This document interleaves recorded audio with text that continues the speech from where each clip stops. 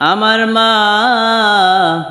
মা গো, ও মা, আমি তোমারে যত কষ্ট দেই না কেন মা, আমি তোমারে যত গালিগালাজ করি না কেন গো মা, আমি যতই তোমারে দুঃখ দেই না কেন মা, তারপরেও তুমি আমারে পর ভাবো না। এই দুনিয়ার বুকে আমি যতগুলো মানুষকে দেখেছি, আমি যদি কাউকে গালি দিয়ে থাকি সে আমার গালির প্রতিশোধটা সঙ্গে সঙ্গে দিয়েছে। আমি যদি কাউকে মেরে থাকি সঙ্গে সঙ্গে সেও আমাকে মেরেছে। এই পৃথিবীতে সবাই স্বার্থ ছাড়া ভালোবাসে না মাগো মা, শুধুমাত্র কেবলমাত্র তুমি একজন মা যে নাকি স্বার্থ ছাড়া সন্তানকে ভালোবাসে। ও মা, তোমার কোনো হয় না তুলনা গো মা, মা তোমার কোনো হয় না তুলনা।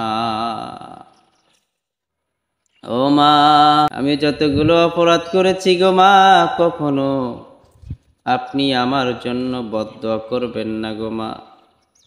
আপনি যদি আমার জন্য একবার বদদোয়া করেন আমার জীবনটা শেষ হয়ে যাবে গো মা, আমি নিঃস্ব হয়ে যাব, আমি আর রাস্তা খুঁজে পাবো না, আমি ধ্বংস হয়ে যাব গো মা।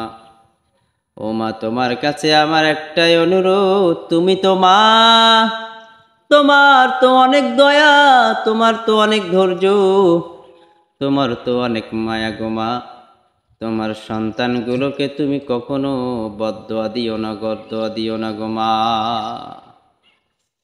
ওই যে এক ছেলে বিদেশে থেকে তার মা মারা গিয়েছে, তার ভাই বোন বাবাও আছে। ভাই বোনদের যখন দরকার পড়ে তখন ভাইরে মোবাইল করে, কে ভাইয়া কেমন আছো, এই কথা বইলা কয় ভাইয়া আমার স্কুলের পরীক্ষা, পরীক্ষার ফি দিতে হবে, অমুকের ফি দিতে হবে, তমুক দিতে হবে। বোন ফোন করে বলে ভাইয়া আমাকে কসমেটিক লাগবে, আমার জন্য আসার সময় কিছু গহনাগাটি নিয়ে আসবা। কিন্তু কেউ এই কথা বলে না, ভাইয়া তোমার কি অবস্থা, শরীরের কি অবস্থা, তুমি কি ভালোভাবে খাওয়া দাওয়া করছো কিনা। আর আজকে যদি তার মা থাকতো তাহলে এইসব কথা জিজ্ঞাসা করতো, সন্তানের অন্তরটা ভরে যাইতো। আজকে তার মা নাই বিধায় তার কোনো খোঁজ খবর নেওয়ার মানুষ নাই। যদিও মানুষ আছে কিন্তু এই মানুষগুলো ওইভাবে খোঁজ খবর নেয় না।